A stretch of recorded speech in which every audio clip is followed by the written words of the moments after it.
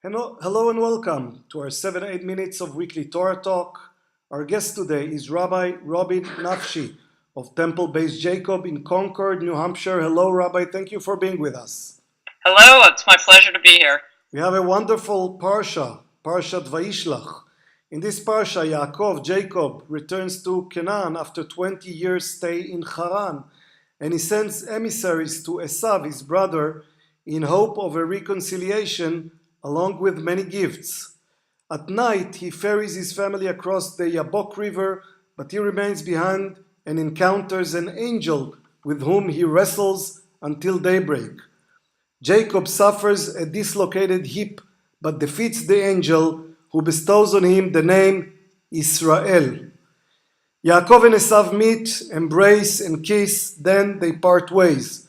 Yaakov purchases a plot of land near Shechem, whose crown prince abducts and rapes Jacob's daughter Dinah. Her brothers Shimon and Levi avenge the deed by killing all male inhabitants of the city. Yaakov journeys on. Rachel, his wife, dies while giving birth to her second son, Binyamin, and is buried in a roadside grave near Bethlehem. Yaakov arrives in Hebron, where his father, Yitzchak, dies at the age of 180. The first pasuk of the parsha says, Vayishlach Yaakov malachim lefanav el Esav achiv arza seir sde Edom. Jacob sent angels ahead of him to his brother Esav to the land of Seir, the field of Edom. So, Rabbi, we have many issues we can discuss, but I think that at the center of this parsha is a meeting between two brothers who haven't seen each other for many years.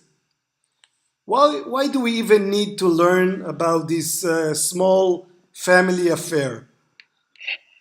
The reconciliation of Jacob and Esau, I believe, is so symbolic of so much of what we carry with us in our lives. First and foremost, for the Jew, each year we come around to Yom Kippur, we have the opportunity to do teshuvah.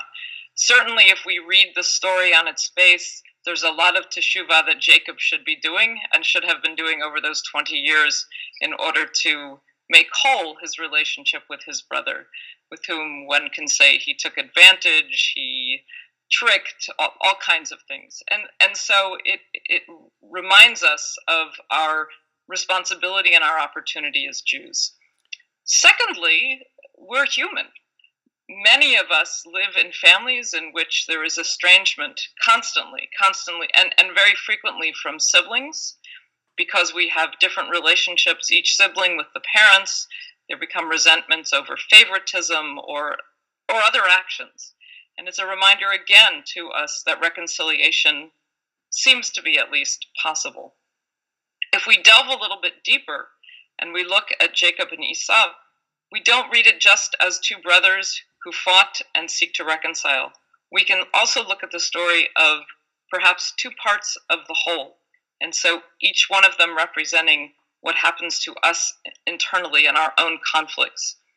I look at the story and I see that there seems to be some real genuineness on the part of Esau, really wanting to reconcile, wanting to see his brother again.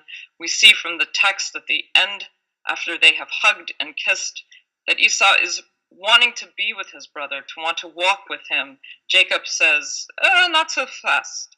Then when Esau makes another overture, well, I'll walk behind so that the more infirmed and the animals can move ahead. Again, Jacob says, no, that's okay. And finally, when Esau says, okay, well, then I'll go ahead, Jacob makes the promise, okay, I'll go and settle near you, but instead goes in a different direction. And so it shows us that for an individual, there's so much inner turmoil about that reconciliation. Perhaps someone like Esau, who is depicted as a little bit more simplistic in our portion, in our Torah, certainly when we go back to Toldot, someone who perhaps doesn't have the depth of sophistication that Jacob has, that for him this reconciliation, his own internal struggles, come back together fairly easily. For someone like Jacob, who will live in a constant place of struggle with his brother, probably struggle with his father, struggle with his own children, it's not so easy for him to take that step toward the reconciliation. There's more hesitation. He comes ahead to meet his brother, or perhaps the second side of him, his own self, but can only go so far. Don't you feel once again, as we did 2 weeks ago, that the good guy in this story is actually the person we tend to depict in our tradition as the supposed bad guy? Oh, absolutely. The father of the Edomites, those who will later oppress the Israelites. Absolutely.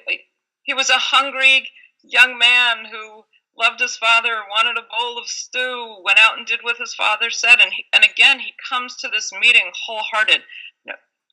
There are those who say he brings 400 men with him, that it represents an army, that maybe his motive was not so pure. Perhaps it came from a place of fear of not knowing what to expect with his own brother. But once they see each other and hug and kiss, you can see that is completely gone from him, that all he wants is this reconciliation. And yes, we constantly depict him as the bad guy in the story. And why does Yaakov why is he reluctant to stay with Esav, to not just reconciliate with him for a moment or two, but rather to live nearby or keep in touch, as we say? I guess there are multiple layers for him. On the one hand, perhaps he cannot ever get over what he did to his brother, and that he may live with internalized guilt, and that having his brother in his face is a constant reminder. Okay. So I think that's one. I think the other is he may also be scared that maybe his brother is putting on a show. I love you. Let's stay together. Let's be near each other. When in fact he knows his brother is older, and in his world and in that tradition is truly entitled to some kind of priority in receiving the birthright. Their father is not dead yet, so for them to come back together, Isaac could make things right again, and say, you know what? Everything is really going to go to Esav. It's not going to go to you, Jacob. So I think there's those fears he lives with. And I think there's a little bit about reflecting or seeing himself in the mirror. There's a piece of him that is in his brother, and it's a piece of him that perhaps he doesn't like. Maybe there is a side of him that is more simplistic, more almost animalistic in nature, which is the way his brother is certainly depicted. And he may not like that part of himself and may not want to see it all the time. Can we still see them as family after everything they've gone through? Yes and no. If we look at family strictly as blood and genes, yes, they're family.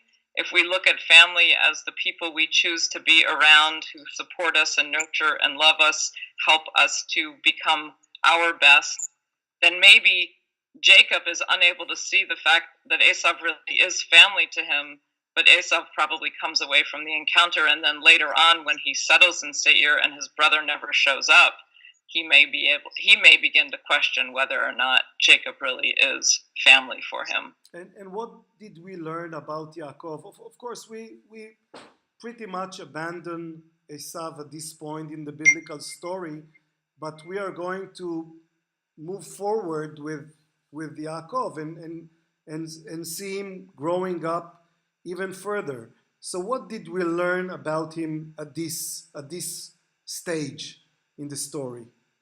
I think we learn that he is focused, that he knows he has a mission. He is the grandson of Abraham. Isaac in some way is a placeholder.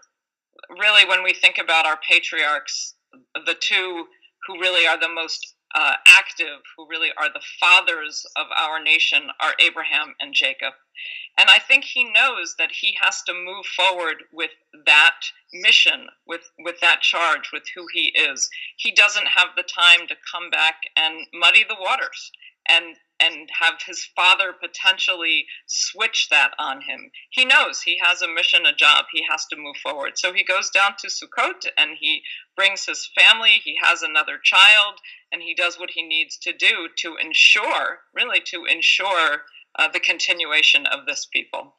I wrote a column not long ago about a new denomination I propose, pragmatic Judaism. So maybe Jacob should be the role model of that. I think you're absolutely right. I mean, he knows it, and that may be one reason he can't stay with his brother. Maybe there is this yearning to be just the family guy, go have his children know their uncle, have picnics on Sunday afternoon, do what it is that families like to do, especially after the reconciliation. But he knows he can't, that there is a mission that is greater than himself and a call that is greater than himself. Rabbi, thank you so much, and Shabbat Shalom. Shabbat Shalom to you too. Thank you.